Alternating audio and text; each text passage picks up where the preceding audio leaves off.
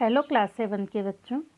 तो सामाजिक एवं राजनीति पाठ से तीसरा लेसन कि राज्य शासन कैसे कार्य करती है पाठ को प्रश्नोत्तर के माध्यम से समझने का प्रयत्न करते हैं। ठीक है, और ये इतिहास है। इस बात का ध्यान रखना कि हम इतिहास में जा रहे हैं। अभी जो वर्तमान स्थिति है वो थोड़ा इसके अपोजिट है, इसलिए इतिहास पढ़ रही हैं, ये ध्यान में रखना। तो इसमें कुछ शब्द दिए हैं, जैसे आम सभा, भारत के राज्य निर्वाचन क्षेत्र, बहुमत, सत्तारूढ़, विरोधी दल, ये क्या होते हैं तो देख लेते हैं। आम सभा जैसे साधारण जनता का एक सम्मेलन, जिसे आम सभा कहते हैं। भारत के राज्य, भारत में 28 राज्य हैं। इन सभी राज्यों का क्षेत्रफल और जनसंख्या बराबर नहीं है। निर्वाचन क्षेत्र, इसका तात्पर्य एक निश्चित क्षेत्र से है जहां रहने वाले सभी मतदाता अपना प्रतिनिधि चुनते हैं। उदाहरण के लिए यह कोई पंचायत या वार्ड या वह क्षेत्र हो सकता है जो विधानसभा सदस्य चुनता है। बहुमत, इसका अर्थ ऐसी स्थिति से है जब किसी समूह के आधे से अधिक संख्या में लोग किसी निर्णय या विचार से सहमत हों, इसे साधारण बहुमत भी कहा जाता है। सत्तारूढ़ दल क्या होता है? जिस दल की सरकार कायम रहती है उसे सत्तारूढ़ दल कहते हैं। विरोधी दल, ये इतिहास है, मैंने पहले भी बताया है। इसका तात्पर्य उन चुने हुए प्रतिनिधियों से है जो सत्ता पक्ष के सदस्य नहीं हैं और जिनकी भूमिका सरकारी निर्णयों और कार्यों पर प्रश्न उठाने और विधानसभा में विचार के लिए नए मुद्दे उठाने की होती है। अब देखिए, यहाँ दिल्ली में आजकल जो है बीजेपी की सरकार है और विरोधी पार्टी कौन है? कांग्रेस है। लेकिन यहाँ जो है हम इतिहास पढ़ रहे हैं, इसलिए इसको देखते हैं। क्या आप अपने राज्य के संदर्भ में इनके उदाहरण से दे सकते हैं? बहुमत, सत्तारूढ़ दल और विरोधी दल क्या होते हैं तो देख लो। दिल्ली राष्ट्रीय राजधानी क्षेत्र के विधानसभा में कांग्रेस पार्टी को बहुमत प्राप्त है और इस संदर्भ में सत्तारूढ़ दल कांग्रेस पार्टी है जिसे विधानसभा में 2/3 बहुमत प्राप्त है और विरोधी दल के रूप में भारतीय जनता पार्टी है। और वर्तमान में भारतीय जनता पार्टी की सरकार है और विरोधी दल में कांग्रेस पार्टी है। फिलहाल हम इतिहास पढ़ रहे हैं, इस बात का ध्यान रखना। कई बार सत्ताधारी दल किसी एक पार्टी का न होकर कई पार्टियों से मिलकर बनता है, इसे गठबंधन सरकार कहते हैं। अपने शिक्षक से इस विषय पर चर्चा कीजिए। तो कर लेते हैं चर्चा। क्यों? जब किसी एक दल को पूर्ण बहुमत नहीं मिलता और जब कई दल न्यूनतम कार्यक्रम के तहत सबसे बड़े दल को अपना समर्थन देकर सरकार का गठन करते हैं, तो इसे गठबंधन सरकार कहते हैं। एक विचारधारा वाला दल ही सबसे बड़े दल का समर्थन करते हैं। इस तरह के गठबंधन सरकार का उदाहरण राष्ट्रीय मोर्चा की सरकार, एनडीए की सरकार, यूपीए की सरकार। अब एनडीए और यूपीए क्या है, थोड़ा सा इसे देख लो आप। संयुक्त प्रगतिशील गठबंधन या यूपीए या संप्रंग, जैसे भारत में एक राजनीतिक गठबंधन है, इसका नेतृत्व भारतीय राष्ट्रीय कांग्रेस करती है। उसके अध्यक्ष सोनिया जी हैं। घटक दल जो हैं इनके, भारतीय राष्ट्रीय कांग्रेस, शिवसेना, द्रविड़ मुन्नेत्र कणगम, राष्ट्रवाद कांग्रेस पार्टी, झारखंड मुक्ति मोर्चा, केरल कांग्रेस, भारतीय मुस्लिम लीग, जम्मू कश्मीर कांग्रेस पार्टी, अखिल भारतीय मजलिसे इत्तेहादुल मुसलमीन संसद, सिक्किम डेमोक्रेटिक फ्रंट, विदुथलाई, थिरुथिंगाल कांची, राष्ट्रीय लोकदल। ठीक है ना। राष्ट्रीय जनतांत्रिक गठबंधन, ये यूपीए का था। अब एनडीए का देख लेते हैं। राष्ट्रीय जनतांत्रिक गठबंधन या एनडीए या राजग, भारत में एक राजनीतिक गठबंधन है। इसका नेतृत्व भारतीय जनता पार्टी करती है। इसके गठन के लिए इसमें 13 सदस्य थे, जैसे दल अध्यक्ष अमित शाह, नेता लोकसभा नरेंद्र मोदी, नेता राज्यसभा थावरचंद गहलोत जो सामाजिक न्याय एवं अधिकारी मंत्री हैं। गठन, लोकसभा में सीटों की संख्या 356 या 545, ये 1998 की है। ठीक है। राज्यसभा में सीटों की संख्या 146, 245 की संख्या। तो ये वो दल हैं जो यूपीए और एनडीए, इसमें कई सारे लोग मिल करके, कई जो है पार्टियां मिल करके इन्हें सपोर्ट करती है। ठीक है बच्चों, इनका कुछ इतिहास है, आप स्क्रीनशॉट लेकर के इसको पढ़ सकते हैं। अब आगे देखते हैं चौथा क्वेश्चन। जो विधायक सोचते थे कि सरकार स्थिति को गंभीरता से नहीं ले रही है, वे मुख्य रूप से क्या क्या तर्क दे रहे हैं? तो देखते हैं। हिमाचल प्रदेश के कई विधायक विधानसभा में अपने अपने क्षेत्रों की समस्या को बतला रहे थे, जिनमें से कुछ विधायक यह मान रहे थे कि सरकार इन समस्याओं को गंभीरता से नहीं ले रही है।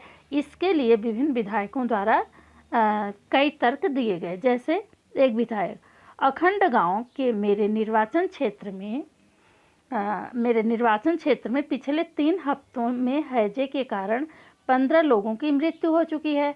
मेरे विचार में सरकार के लिए बड़ी शर्मनाक स्थिति है। वह सरकार जो अपने प्रौद्योगिकी में अपने को सर्वश्रेष्ठ घोषित कर रही है, हैजे जैसी साधारण बीमारी को रोकने में असफल रही है। मैं स्वास्थ्य मंत्री का ध्यान इस ओर आकर्षित करना चाहूँगा कि वह स्थिति को नियंत्रण में लाने के लिए तत्काल जरूरी कदम उठाएं, क्योंकि वहाँ जो दल बैठे हुए हैं सबको अपनी बात रखने की स्वतंत्रता होती है और वो अपने अपने बात को रखते हैं।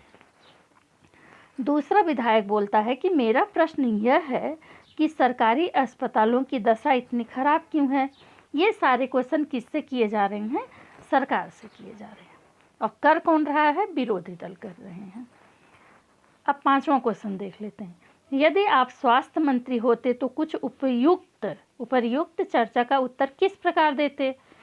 तो यदि हम स्वास्थ्य मंत्री होते तो हम उपर्युक्त चर्चा को सुनने के बाद विधायकों को यह बतलाते कि हमने इस क्षेत्र में कितना काम किया है और समस्या अभी भी कायम है या समस्या उत्पन्न हो गई है। उन समस्याओं को जल्दी ही निपटारा कर लिया जाएगा तथा जिन समस्याओं में अधिकारी और कर्मचारी लापरवाही बरत रहे हैं उनकी लापरवाही को खत्म किया जाएगा और ज़रूरत पड़ने पर उन पर उचित कार्रवाई किया जाएगा। ओके। अब है 6वां क्वेश्चन आपका। आपके विचार से क्या उपर्युक्त बहस कुछ अर्थों में उपयोगी रही? कैसे? तो देखते हैं। हमारे विचार से विधानसभा में होने वाली सभी बहस उपयोगी थी, क्योंकि वे बहसें जनता की समस्याओं से जुड़ी हुई थीं। विधायकगण इन समस्याओं को सरकार के मंत्रियों के सामने रख रहे थे, जिससे कि सरकार के मंत्रीगण उन समस्याओं का जल्द से जल्द निराकरण कर सकें। ओके बच्चों। 7वां क्वेश्चन है, व्याख्या कीजिए कि सरकार की कार्य प्रणाली में एक सामान्य विधायक और उस विधायक में जो मंत्री भी हैं उनमें क्या अंतर है? तो देख लेते हैं।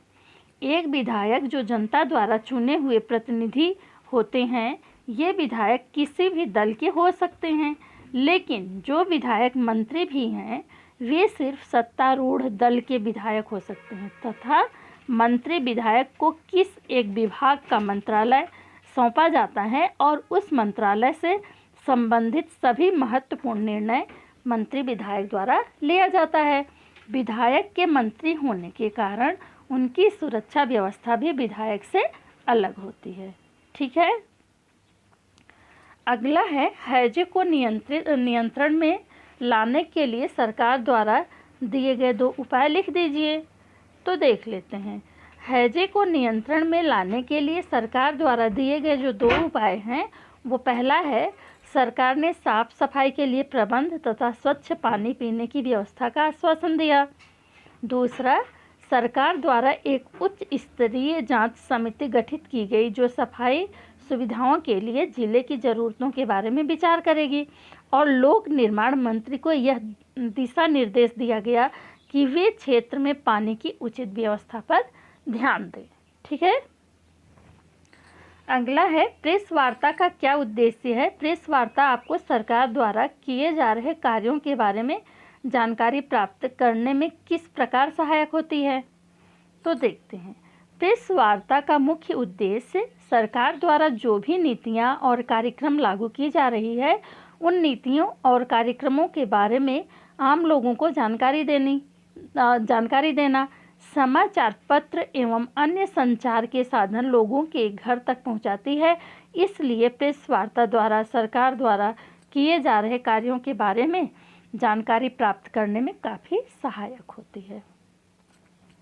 10वां क्वेश्चन है, अपने शिक्षक की सहायता से पता लगाइए कि उपरोक्त शासकीय विभाग क्या काम करते हैं और उन्हें जो है तालिका में दिए गए रिक्त स्थानों को भरें। तो ये देखिए, जैसे स्कूल शिक्षा विभाग प्राथमिक शिक्षा, माध्यमिक शिक्षा एवं अन्य विद्यालयी शिक्षा के विकास पर महत्वपूर्ण भूमिका निभाता है तथा इस पर निगरानी रखता है। लोक निर्माण विभाग क्या होता है? तो लोक निर्माण विभाग आवासों का निर्माण, सड़कों का निर्माण एवं अन्य कई निर्माण लोक निर्माण विभाग के अंतर्गत आता है।